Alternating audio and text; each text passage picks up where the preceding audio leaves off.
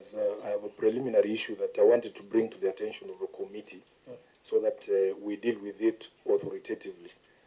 Honorable members and chairs, as I understand this process, this is a process that is domiciled in Parliament. And whereas I understand further that it is a matter that everybody in the country has an opinion over, I am a bit concerned about certain pronouncements that I have seen in sections of the media today coming from the Cabinet Secretary for Treasury, the Honorable Mbadi. He has made extremely prejudicial statements to this process. And I wanted to know, is the mediation on the Division of Revenue Act happening in Parliament or in the Executive?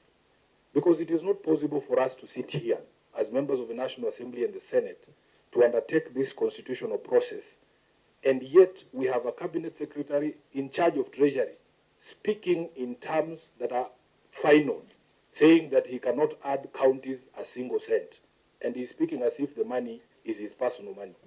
Honorable Speaker, Honorable Chair, under the doctrine of separation of powers, we have three arms of government. We have Parliament, we have the Executive, and we have the Judiciary. The separation of powers requires that when a process is domiciled or is in the hands of one of those organs or one of those branches of government, the rest must down their tools until that process is complete. It is the same reason why we have in our standing orders the rule against sub judice, that if a matter is before the Parliament allows the courts to complete that process before we can dip our hands in it. The same manner, when we were doing the impeachment of the Deputy President, the courts kept out until the process was complete. We as a committee must pronounce ourselves on the position that is being taken by members of the Executive on a matter that is actively before this House. And Honorable Chair, for me, I have disclosed to you as an elder that I am very impatient, that I don't like to engage in processes when those processes are processes in futility, that there is another place where those conversations are being had, and that it doesn't matter the sort of, the co-chair there referred to the talent in the room. If this talent in the room here is not the one that is responsible for unlocking this impasse, then there is no point for us to continue. And lastly, Honorable Chair, allow me to speak in my other capacity as SG of ODM. I know that certain pronouncements have been made by my party leader on this question of the division of revenue. He has his right to speak. He is not bound by the doctrine of separation of powers like the Honorable Mbadi. But if there was any doubt in anybody's mind where the cabinet secretaries who came from ODM, where their allegiances lie, you can see cabinet secretaries who originated from ODM taking diametrically opposite positions from the party. So that when we tell you people that we are not part of this government and you doubt us, here is your evidence. Yeah. Thank you, Chair. Thank you, Chair. Thank you, Chair. Point of order, Chair. Thank you, SG. Thank you, SG. Through you, Chair. Point of order. Point of order, Chair. Point of order. I don't know. We have that capacity to also. He has just finished. You want to contribute? Yeah. Of course, from what Honorable Senator Sifuna said, maybe you can first assure us that we are in the right meeting. That this meeting is not about ODM. It is not about the declaration that have been done there. As far much as I am sure is that the party leader of ODM nowadays should be Governor Nyoro. And the comments were actually given by Baba, who is contesting for the AU chairmanship. So can you also confirm who is the actual party leader of ODM?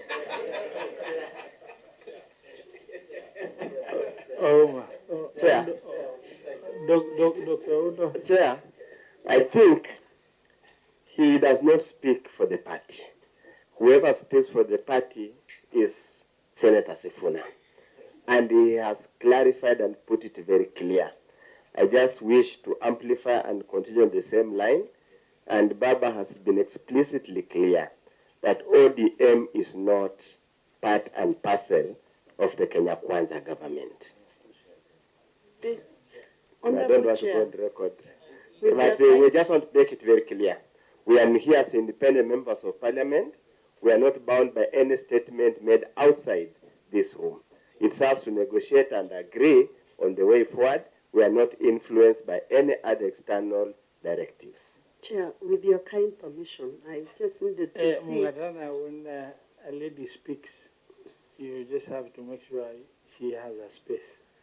Thank you very much for the protection from the very aggressive Mlamwamba, who's almost taking my space.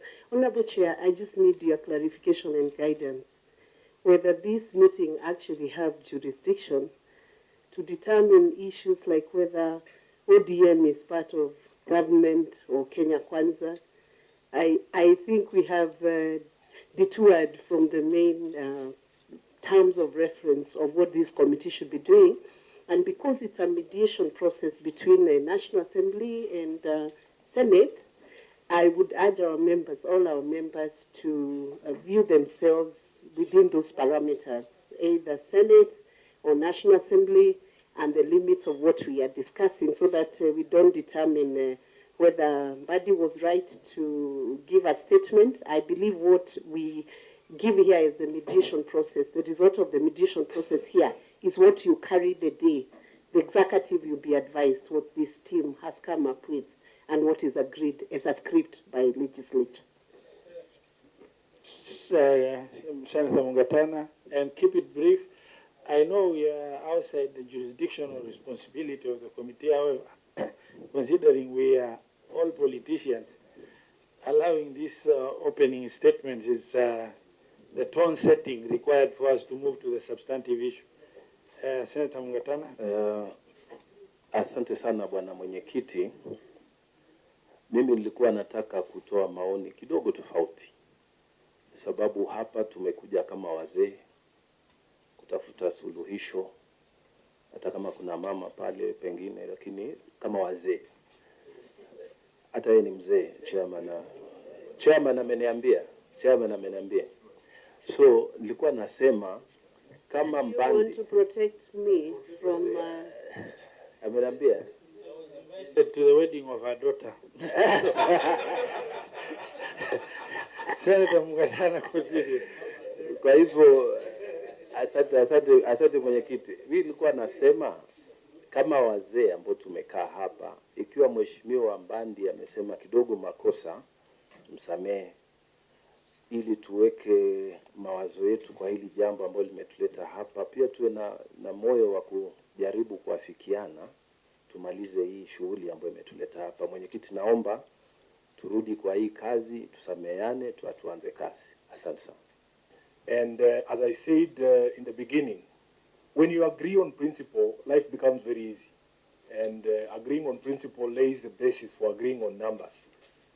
So the conflict between the PhDs and the lawyers, there has to be a middle ground. And I'm very happy, Honorable Co-Chairs, that you were able to guide this process in such a way that we agreed on certain principles. And when these principles are set, they are not just for now. They set the precedent for future mediations and even how we deal with these issues going forward. If we have been able to persuade each other that counties must never receive money less than what they received in the previous financial year or the preceding financial year, that is progress. That I consider progress, not only for devolution, but in terms of growing the sort of democracy that we anticipated to grow with our constitution. If we have agreed that year on year to factor in all the issues that have happened in the last 12 months, including inflationary trends, that there has to be at least a growth in that allocation for counties, that for me counts as progress and it counts as success, that we're able to agree on principle. The last principle, if we have been able to persuade each other that in fact, wherever there is a shortfall, the institution or the government with the highest responsibility to bear the highest burden of that shortfall is the national government, that is progress. So that even those who will come after us will have a template upon which to conclude such controversies. Lastly, Chair, just two things. I am very happy that we agree that there are no citizens for the national government and no citizens for the county governments. And that if you ask your average voter in Madare, they don't care if a bridge is built by the MCA, the MP, or the county governor. All they want to see is a bridge being built. Lastly, we as an institution of parliament, we must never cede even an inch of our constitutional mandate. That we must defend the territory that we've been given as parliament because that territory was given to us by the people of Kenya. So if something is required to be done by parliament, let no other institution or organ or arm of government purport to be the ones in charge of doing that which constitutionally is placed in the hands of parliament. I thank you.